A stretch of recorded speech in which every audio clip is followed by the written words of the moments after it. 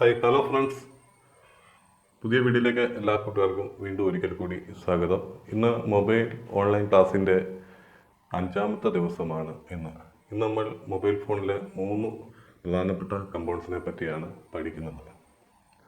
അതിലൊന്നാമത്തത് inductor അഥവാ coil, രണ്ടാമത്തത് coupler, മൂന്നാമത്തത് ഫിൽട്ടർ.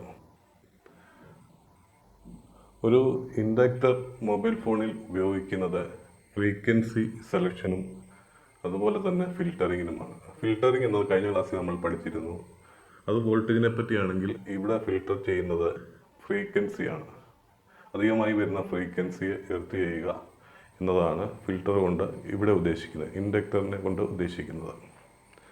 അതുപോലെ തന്നെ സർക്യൂട്ടിൽ ഡയഗ്രാമിൽ L എന്ന അക്ഷരമാണ് ഇൻഡക്ടറിനെ സൂചിപ്പിക്കാൻ ഉപയോഗിക്കുന്നത്. അതുപോലെ ഈ ചിത്രത്തിൽ കാണുന്ന സിമ്പലാണ് സീമെറ്റിസിൽ നമുക്ക് അടയാളപ്പെടുത്തിയിരിക്കുന്നത്. ഇൻഡക്ടർ പ്രധാനമായും 3 തരമാണ് ഉള്ളത്. അതിലൊന്നാമത്തത് RF കോയിലാണ്, രണ്ടാമത്തത് പവർ കോയിൽ, മൂന്നാമത്തത് അരൈ കോയിൽ. ഇതിലൊന്നാമത്തെ RF കോയിൽ പ്രധാനമായും മുൻപ് പറഞ്ഞ പ്രവർത്തനമാണ് നടത്തുന്നത്, ഫ്രീക്വൻസി സെലക്ഷനും അതുപോലെ തന്നെ ഫിൽറ്ററിങ്ങും. രണ്ടാമത്തത് പവർ കോയിലാണ്. പവർ കോയിൽ ചെയ്യുന്ന പ്രവർത്തനം എന്തെന്ന് വെച്ച് കഴിഞ്ഞാൽ, മൊബൈൽ ഫോൺ ബോർഡുകളിൽ പല വോൾട്ടേജ് വേണ്ടി വരും. അതായത് മൊബൈൽ ഫോൺ നമ്മൾ ബാറ്ററി 3.7 വോൾട്ടാണ്, എന്നാൽ ചില സെക്ഷനിൽ 10 മുതൽ 15 വോൾട്ട് വരെയൊക്കെ വേണ്ടി വരും. ഈ സന്ദർഭത്തിൽ വോൾട്ടേജിനെ കൂട്ടാൻ വേണ്ടിയാണ് ഈ പവർ കോയിൽ ഉപയോഗിക്കുന്നത്. ചില സെക്ഷൻ, ഡിസ്പ്ലേ സെക്ഷൻ അതുപോലെ സെക്ഷനിലൊക്കെ വോൾട്ടേജ് കൂടുതൽ വേണം. ആ സെക്ഷനിലൊക്കെ നമുക്ക് ഈ പവർ കോയിൽ കാണാൻ സാധിക്കും.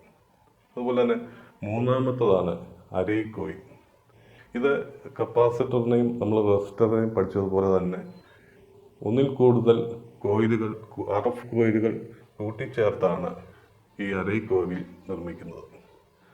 ഇതിൻ്റെ കോയിലിൻ്റെ കളർ വരുന്നത് ഗ്രീൻ, ബ്ലൂ, ബ്ലാക്ക് കളറിലാണ് വരുന്നത്. മിക്സായും കളറുകൾ വരാറുണ്ട്. ഗ്രേ വൈറ്റ്, ബ്ലാക്ക് വൈറ്റ്, ഇങ്ങനെ മിക്സായിട്ടും കോയിലിൻ്റെ കളറുകൾ വരാറുണ്ട്. നമ്മൾ മൾട്ടിമീറ്ററിൽ ഇൻഡക്ടർ ചെക്ക് ചെയ്താൽ ഫുൾ കണ്ടിന്യൂറ്റി ആയിരിക്കും കാണിക്കുക. അതായത് കോയിലുകൾക്ക് റെസിസ്റ്റൻസ് ഇല്ല. രണ്ടാമത്തതാണ് കപ്ലർ. മൊബൈൽ ഫോണിൽ ഒരുപാട് സ്റ്റേജുകളുണ്ട് എന്ന് മുൻപ് പറഞ്ഞിരുന്നു. ഈ സ്റ്റേജുകൾക്കിടയിൽ, 2 സ്റ്റേജുകൾക്കിടയിലാണ് കപ്ലർ ഉപയോഗിക്കുന്നത്. കപ്ലർ ഫ്രീക്വൻസി അടുത്ത സ്റ്റേജിലേക്ക് കടത്തി വിടുവാനാണ് ഉപയോഗിക്കുന്നത്.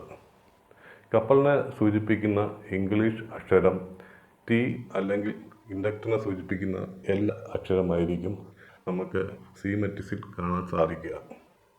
ഇനി മൂന്നാമത്തതാണ് ഫിൽട്ടർ.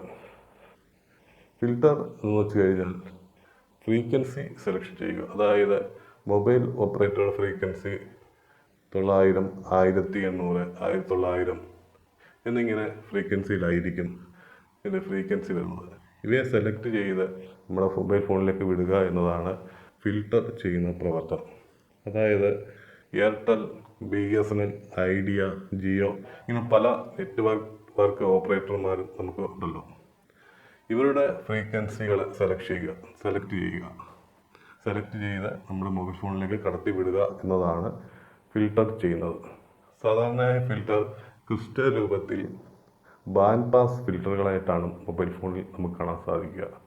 ഇതിൻ്റെ കളർ വരുന്നത് ബ്ലാക്ക്, സിൽവർ അതുപോലെ തന്നെ ഗോൾഡ് കളറിലാണ് ഇവ കണ്ടുവരുന്നത്.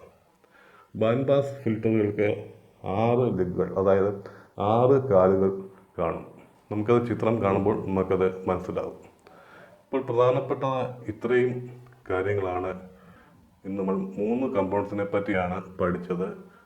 ഇൻഡക്ടർ അഥവാ കോയിൽ, കപ്ലർ, അതുപോലെ തന്നെ ഫിൽട്ടർ. പഴയ പോലെ നമ്മൾ പറഞ്ഞിട്ടുണ്ട്, നോട്ട് ബുക്കിൽ എഴുതി വെച്ച് പഠിക്കുകയാണെങ്കിൽ നിങ്ങൾക്ക് പെട്ടെന്ന് അത് മറന്നു പോകാതിരിക്കാൻ സഹായിക്കും. അതുപോലെ തന്നെ ഒരു മൊബൈൽ ഫോണിൻ്റെ ബോർഡ് നിങ്ങളുടെ കയ്യിൽ കരുതുകയാണെങ്കിൽ നമുക്ക് പഠിക്കുന്ന കാര്യങ്ങൾ നോക്കി മനസ്സിലാക്കാനും അതുപോലെ തന്നെ കമ്പോണൻസിനെ നമുക്ക് തിരിച്ചറിയാനും പെട്ടെന്ന് സാധിക്കും. അതുപോലെ തന്നെ ഇനിയും ഇത്രയും പഠിച്ച കാര്യങ്ങളിൽ എന്തെങ്കിലും സംശയമുണ്ടെങ്കിൽ നിങ്ങൾക്ക് കമൻ്റായി ചോദിക്കാം. നമുക്കിനിയും നേരെ ഇതിൻ്റെ ചിത്രങ്ങൾ കണ്ട് നമുക്ക് ഇവയെ മനസ്സിലാക്കാം, ഈ കമ്പൗണ്ട്സിനെ. ഓക്കെ.